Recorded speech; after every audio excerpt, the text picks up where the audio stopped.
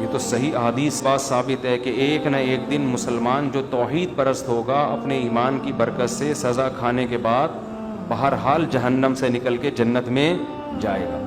اللہ ایمان والوں کو اور کافر کو ایک جیسا بدلہ نہیں دیں گے. حدیث میں آتا ہے کہ جب جہنمی جہنم میں چلے جائیں گے ایک طویل عرصے کے بعد کافر جو ہے نا یہ تانا دے گا مسلمان کو کہ تم میں اور ہم میں فرق کیا ہے. تم کلمہ پڑھتے تھے, ایک خدا کو مانتے تھے, اللہ کے پیغمبروں کو مانتے تھے, تم بھی گناہ کرتے تھے اور ہم بھی گناہ, تو نتیجہ تو دونوں کا ایک جیسا ہوا. تو حدیث میں آتا ہے اللہ کو غضب آئے گا اور اللہ ایک بہت بڑی تعداد صرف ایمان کی برکت سے جہنم سے نکالے گا. غیر مسلم اس پہ اعتراض کرتے ہیں, واہ بھائی واہ, مسلمان اتنے بڑے مجرم ہوئے, اچھے نہ بھی ہوں پھر بھی بالآخر جہنم سے نکلیں گے, اور ہم جیسے مرضی ہوں جلتے رہیں گے جہنم میں, یہ کیسا اسلام ہے؟ بھائی اپنوں کا ہمیشہ دنیا خیال کرتی ہے اور جو اپنے نہیں ہوتے ان کا خیال نہیں کیا جاتا.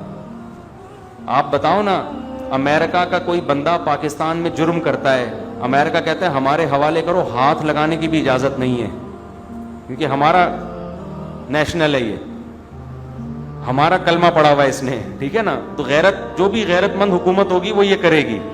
تو اللہ کہتا ہے گناہگار تھا, مانتا تو تھا نا کہ میں ہوں, میں نے نعمتیں دی ہیں, گناہ کا اعتراف بھی کرتا تھا, اور تم تو مانتے ہی نہیں تھے کہ کوئی جنت بھی ہے کوئی جہنم بھی ہے. تم تو مذاق اڑاتے تھے ان چیزوں کا, قبر کا عذاب, اور تم تو ڈاروین اور سائنسدانوں کے پیچھے پڑے ہوئے تھے. تو جاؤ انہی سے جا کے مانگو جو اللہ کو مانتے تھے کہ یہ سب کسی کا پیدا کردہ ہے. اللہ کہے گا آج جنت انہی کے لیے ہے, ان کے علاوہ کسی اور کے لیے نہیں ہے. تو جتنا اچھا عمل کر لو, جنت بنائی اللہ نے ہے, تو اس کو نہیں مانو گے تو وہ پہلی شرط ہی نہیں پائی جاتی. آپ کسی ملک کے شہری ہیں, بہت اچھے طریقے سے رہ رہے ہیں, آپ سعودی عرب میں رہ رہے ہیں, قانون کو فالو کر رہے ہیں, ریڈ پہ رک رہے ہیں, گرین پہ چل رہے ہیں, بادشاہ کے حق میں تقریریں کر رہے ہیں.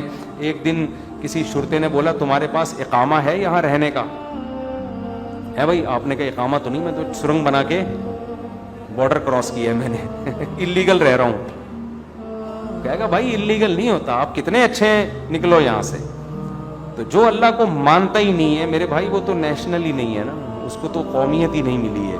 اللہ کہتے ہیں تم تو باغی ہو, تم آؤ میرے پاس, تمہارے جتنی نیکیاں ہیں ان کی مثال پہاڑ کی راک کے پہاڑ کی ہے, دیکھنے میں بڑی لگتی ہیں, ان کا وزن کچھ بھی نہیں. تو مسلمان کی مثال جو گنہگار ہے وہ ہے جو نالائق ہے مگر ہے اللہ کا اپنا, اور جو کافر جو نیک ہے اس کی مثال وہ ہے جو نیک ہے مگر اللہ کا نہیں ہے. اس کا یہ مطلب نہیں ہے کہ نیک نہ بنے آپ لوگ. برائیوں کی سزا بہرحال جہنم میں ملے گی, اس سے اللہ بچائے, وہ کوئی 2-4 دن کی ٹھکائی نہیں ہے.